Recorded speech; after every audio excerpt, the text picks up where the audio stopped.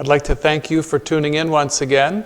Our wonderful videographer, David Wee, suggested we try another venue, so we're here in the little Blessed Sacrament Chapel. That's a lovely little prayer space in case you may not have been in it here on the campus.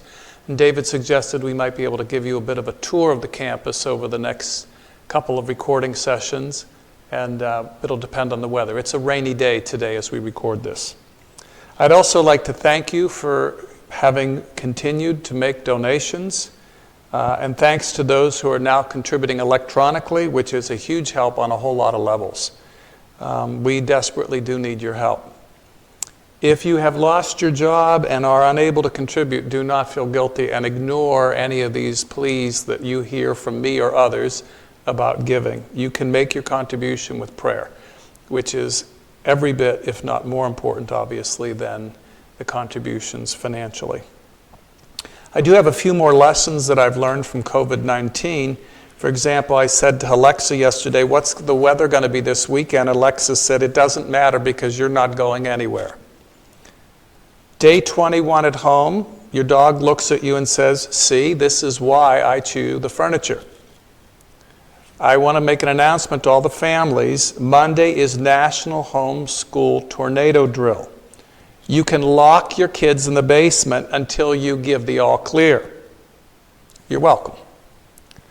You know it was a catchy thing in 2019 to stay away from negative people. 2020 we say stay away from positive people. Okay, enough stand-up comic routine, but I am getting a little stir-crazy. For Easter, I received a lovely note from parishioner Barbara Lang. After a little over 2 years here in the parish, I have learned that when Barbara writes me a note, or when she has something to say at the parish council, I need to lean in and pay attention. Because Barbara always has something thoughtful, helpful, and prayerful to say. But I was particularly moved by this note, and I asked her if I could share it with you, and so pretty much the rest of what I'm going to say is from her own words in this note.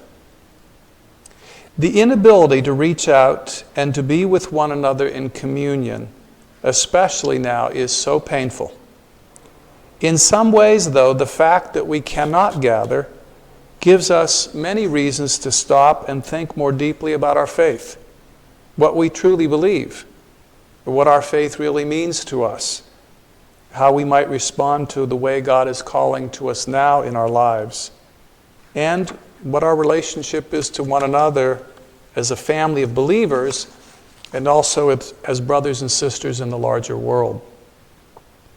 My prayer is that we come out of this time as transformed people, mentally, physically, and spiritually, for the better. Hopefully, our experience will give us a better perspective about what our true needs are versus the things we can and perhaps should live without. Perhaps we'll be more aware and mindful of the common good and not so concerned about putting our own agendas front and center. If nothing else, by observing the spread of COVID-19, maybe we will finally grasp how very connected we all truly are to one another. This started with just one person, and look how far it went and how quickly. Look at the number of lives it touched and the number of lives it has taken. We're not alone. And what we do in our corner of the world can and does have a huge impact on the lives of others, even far on the other side of the planet. So we breathe in and we breathe out, and let the Spirit of God come in and fill the space where people once were, and will be again at some point in the future. Soon, I hope, she writes. And be open to where that Spirit moves us. God still has work for us to do. We're just being prepared for a new road ahead. In this time of silence, we can pray and be still and look and listen. The signs and words will be there to guide us. That's the end of what she wrote. I think I should ask Barbara to write my homilies in the future, and she does not take nearly as much time as I do to say what she wants to say. But I can only add one thing to her wonderful words.